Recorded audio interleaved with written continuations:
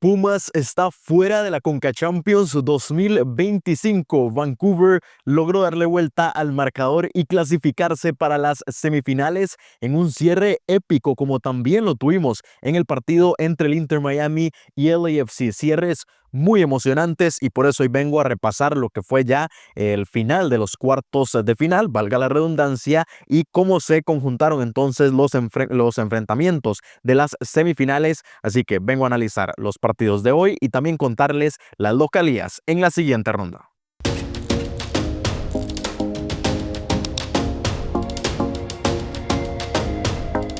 Bueno, y como pueden ver, una vez más no tengo el fondo usual del canal, ando de viaje, de hecho pues voy a correr para subir este video lo más pronto posible, pero me agarró aquí un poco a contratiempo, pero pues aquí estamos como siempre para comentar lo que sucede en esta Copa de Campeones que, insisto, el día de hoy tuvo cierres de infarto, muy emocionante, y la verdad es que, como se los había comentado con los dos encuentros del día de ayer, estoy muy satisfecho con cómo se dieron estos cuartos de vuelta, porque la verdad es que la Conca Champions ha estado a la altura del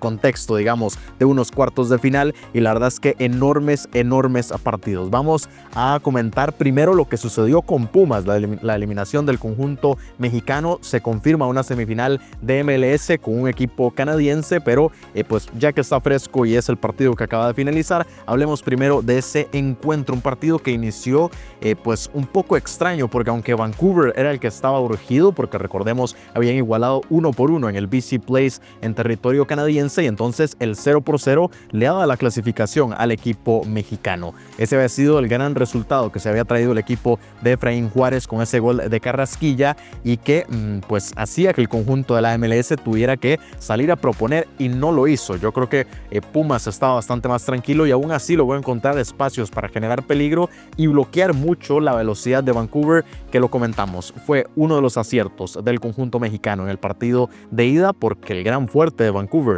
es la velocidad, es comerse a los equipos en el contragolpe, y Pumas los eliminó una y otra vez, los contuvo, la verdad es que muy bien, y Vancouver no estaba encontrando las formas para sentirse más cómodo en el partido.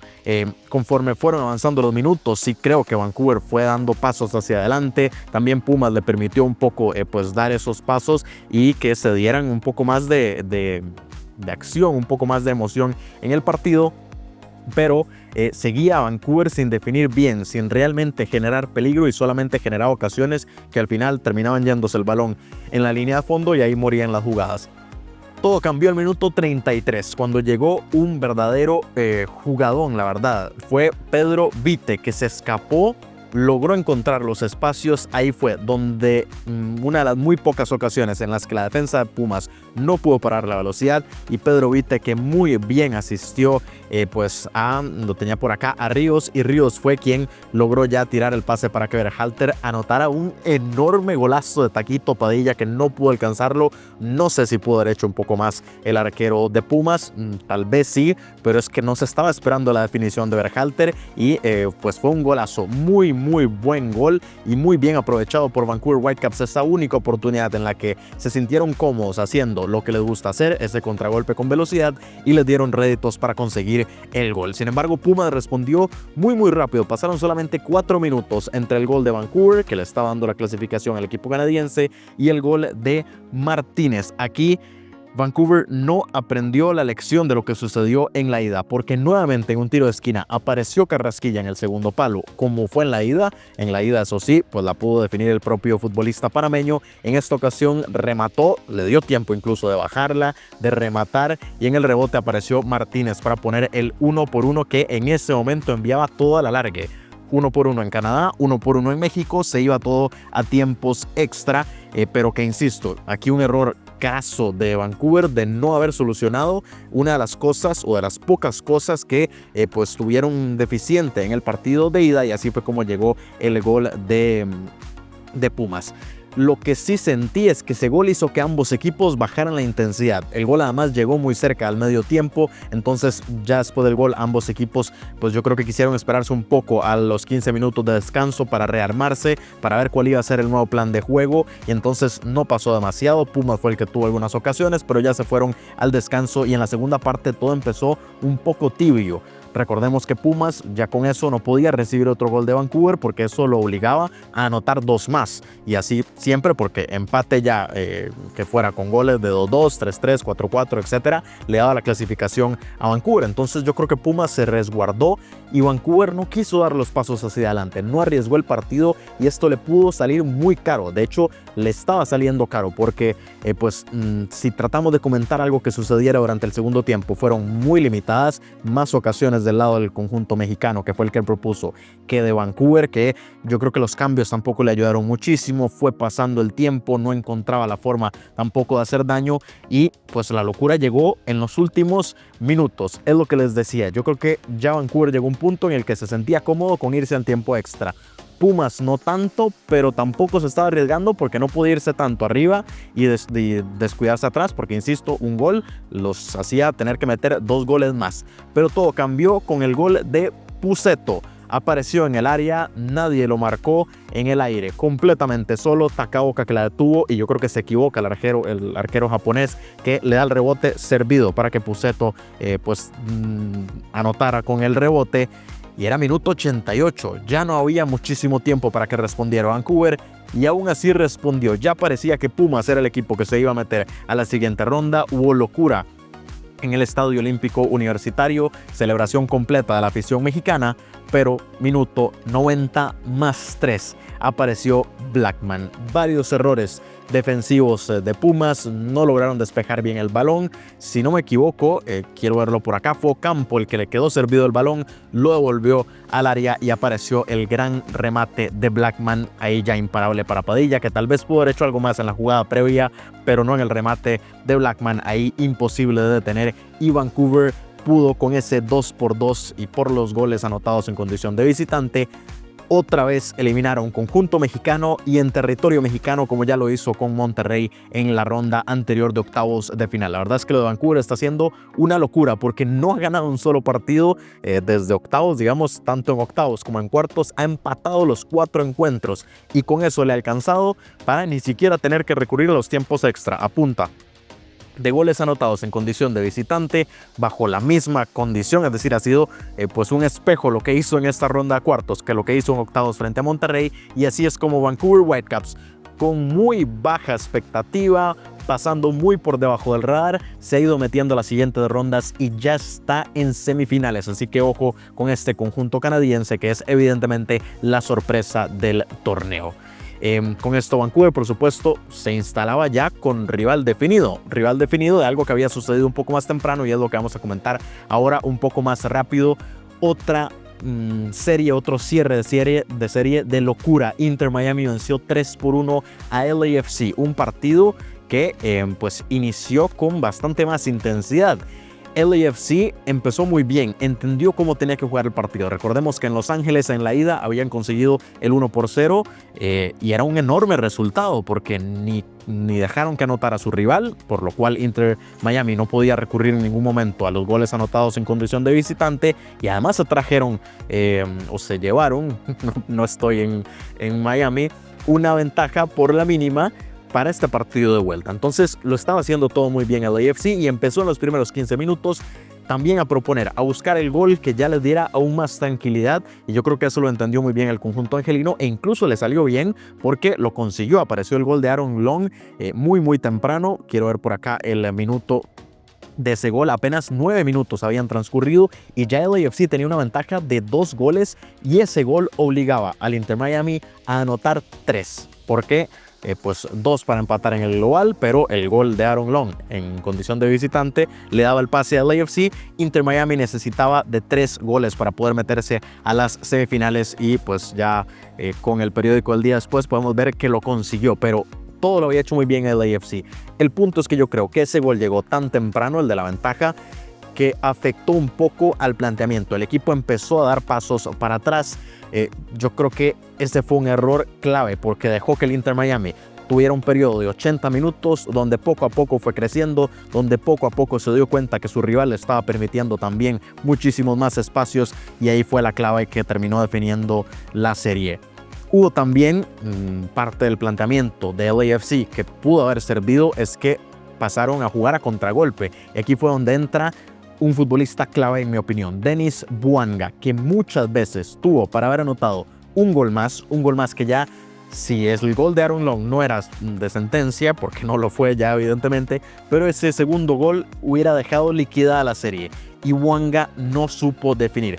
Muy bien el futbolista africano porque lograba llegar hasta el final, era quien creaba todas las ocasiones, era el que generaba más peligro, pero a veces definía cuando tenía que pasar y pasaba cuando tenía que definir, además remataba mal, desperdició muchas ocasiones y esto pues estaríamos hablando de otra historia para LAFC si Bouanga hubiera aprovechado aunque sea una de esas ocasiones que tuvo. Al final no fue así y quien sí apareció en la acera de enfrente, pues quién más sino Lionel Messi. Empezó a crecer el astro argentino y con eso pues tampoco hay mucho que explicar, con eso se dice todo. LAFC se dejó intimidar, siguió dando pasos hacia atrás y que insisto, esto fue un error, tratar de defender durante 80 minutos frente a un equipo con el poderío ofensivo que tiene el Inter Miami es un error enorme. Entonces pues yo creo que ahí estuvo la clave de esta serie. En el inicio del segundo tiempo, eso sí, bueno, antes de irse al segundo tiempo para comentarlo, Inter Miami logró anotar el primer gol, obra de Lionel Messi, un golazo ahí, nada que hacer, pero insisto, también parte de por qué LAFC dejó crecer a su rival y Messi pues anotó un enorme gol minuto 35 y se fueron al descanso con el 1-1. Al inicio de la segunda parte LAFC hizo algo muy parecido a como iniciaron el partido. Yo creo que la orden desde el banquillo era esa: salgan más a proponer, ya vimos que les podemos hacer daño, continuemos haciéndolo y entre más tiempo los tengamos lejos de nuestro arco, mejor. Pero el LAFC una vez más pues fue mermándose, fue dejando que su rival creciera y lo que los terminó de matar fue el gol de Allen, minuto 61, para que ya pues el Inter Miami le diera la vuelta. Un horrible error de Hugo Lloris, un arquero de tanta experiencia no puede cometer un error así. Fue un centro globiadito que pues pareció que alguien lo iba a cabecear, Lloris se confió de ese cabezazo y cuando se dieron cuenta el balón nada más terminó pasando, colándose en el arco del conjunto angelino y entonces ya estaba Inter Miami a solamente un gol y eso hizo que en lugar de que LAFC otra vez fuera con todo el ataque, pues más bien se resguardara. Dijeron, aquí ese gol no nos lo meten, nos vamos a meter hacia atrás. De hecho, llegó incluso, y esto para mí debió haber sido señal de LAFC para despertarse, el 3-1. Llegó el gol de Luis Suárez. Polémico porque parecía que estaba habilitado. El gol no lo comenté, pero bueno, ya quienes vieron el partido lo saben, lo terminaron anulando. Yo creo que estaba habilitado el delantero uruguayo. Al final se le da una nueva vida al LAFC y no la aprovecha. No cambia el planteamiento, no toman la advertencia y el Inter Miami pues que continuó creciendo una vez más durante toda la segunda parte y se percibía que no iba a poder aguantar. Yo creo que era la percepción general y además la presión que estaba haciendo el Chase Stadium para que pues llegara ese gol. El tema fue cómo se terminó dando. Yo creo que casi por inercia, pero un error infantil del defensor Marlon que dejó el balón, la mano así y el balón arriba nada más le pegó. Y con eso, pues, penal, yo creo que indiscutible, y Lionel Messi que lo convirtió una vez más, como en la final de Qatar 2022. Lionel Messi logró vencer a Hugo Lloris y en el minuto 86 terminó cayendo ese gol que ya fue lapidario para el LAFC. Y llegaron los 3 goles que el Inter Miami necesitaba in extremis, insisto, minuto 86. Y aún así, para reforzar más el comentario inicial, Denis Bouanga tuvo una más, probablemente la más clara, se escapó solo, lograron habilitarlo, gran pase cruzado, robándole la espalda a los defensores del Inter Miami y Bouanga en lugar de cruzarla, que la he visto miles de ocasiones de Denis Bouanga, quienes siguen la MLS habrán visto 20 goles como esos del africano, y en lugar de cruzarla, la tiró casi a cuerpo de Ustari, que Ustari, por cierto, también hay que decirlo, tuvo un muy buen tramo del partido en los últimos 20-30 minutos en los que salvó en varias ocasiones, y Ustari con muchísimo mérito pues le terminó dando la clasificación a Bouanga, que la verdad es que tuvo para haber metido ese gol que ya no le diera más chance al Inter Miami porque encima pues ya era locura y con ese cierre de infarto como también tuvimos más tarde en territorio mexicano, el Inter Miami avanza a la siguiente ronda y se topará con Vancouver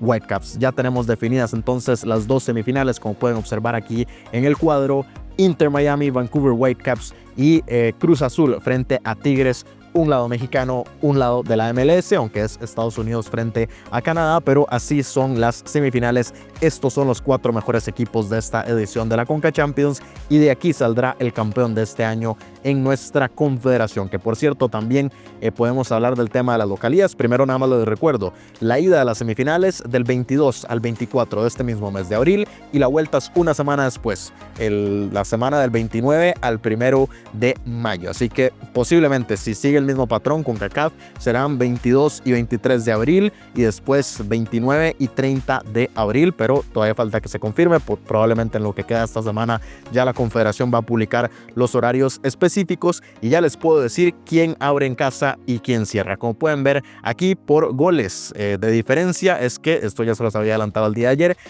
Cruz Azul va a cerrar la serie en casa de semifinales. Se va a abrir en el Volcán, se va a cerrar en el Estadio Olímpico Universitario, muy posiblemente sea ahí donde Cruz Azul pues siga jugando.